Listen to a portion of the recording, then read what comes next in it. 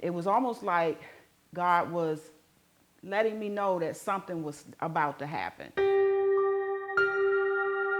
On February the 22nd, I actually had a procedure, and it was a biopsy. And I just figured it was something that was just normal and just go about my everyday life. 8 or 9 days later, I got a phone call that sort of shook my life.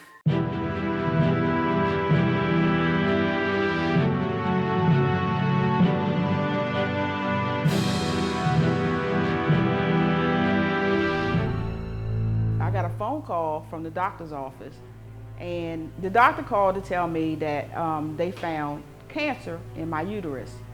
So my diagnosis was endometrial cancer.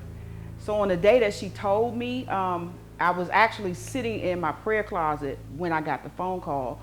And I sat there for a minute after I hung up, and I cried, because I am human and we all have emotions. I cried, and I thought about all of the things I had planned for the year and everything I wanted to do with my family. And as I sat there and I cried, and I got up and I began to pray, and I asked God.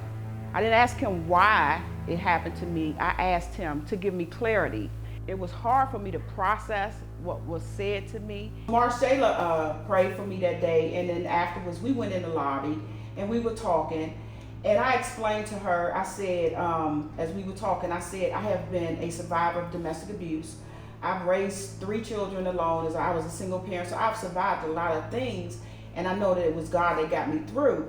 And I said to her, I said, but this is one thing that has placed me in the fight of my life, and I don't know what to do.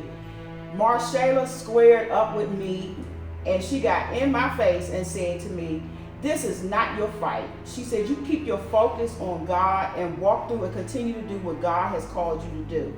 So that stayed with me, and it stuck with me through this whole process. And then also on that Sunday, Trail also prayed with me, and he told me that, he said, your body is a temple of God. And he said, the enemy is trespassing right now. You have to keep telling yourself that he's an invader. I had seen Minister Carter in church on the next Wednesday, and Minister Carter stopped and prayed for me. He said, have you had your test yet? And I said, no, I'm having my test on the coming Friday. So he said, well, when you go to have your test, he said, they're not going to find anything. He said, make sure you see yourself healed. I had to understand, like Marshayla said, it's not my fight. It's not my fight. So I went for my test. I waited probably about a week or so later, and every single test that came back showed unremarkable, which means that there were no tumors found in my organs or any place else in my body, and that my heart rate and everything was fine. The CT scan even showed that there were no tumors inside of my uterus. After consulting with my doctor, and then one of my other friends who's a doctor, I consulted with her, I decided to go on and have the hysterectomy anyway, because I was already having problems a year prior to this year. My surgery was scheduled for the 25th of April. So I had to be at the hospital by 5 o'clock. I got up around 3, and as I'm sitting there praying, I hear the enemy say to me, he said, you were healed. Why are you having the surgery? And I knew it was not God's voice, because one of the things I prayed to God about was direction on whether to have the hysterectomy or not.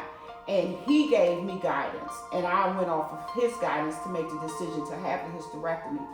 So I knew at that moment when he said it, when he said you healed, and in a sarcastic manner, he said you healed, so why are you having the surgery? And I'm like, well, first of all, you're not God, so kick rocks and keep moving. On May 2nd at 4:53 p.m., I received a phone call from my oncologist who did my surgery to tell me that there were no malignant tumors or cells found in my uterus or my body. No malignant cells or tumors found. None. Thank you, Jesus.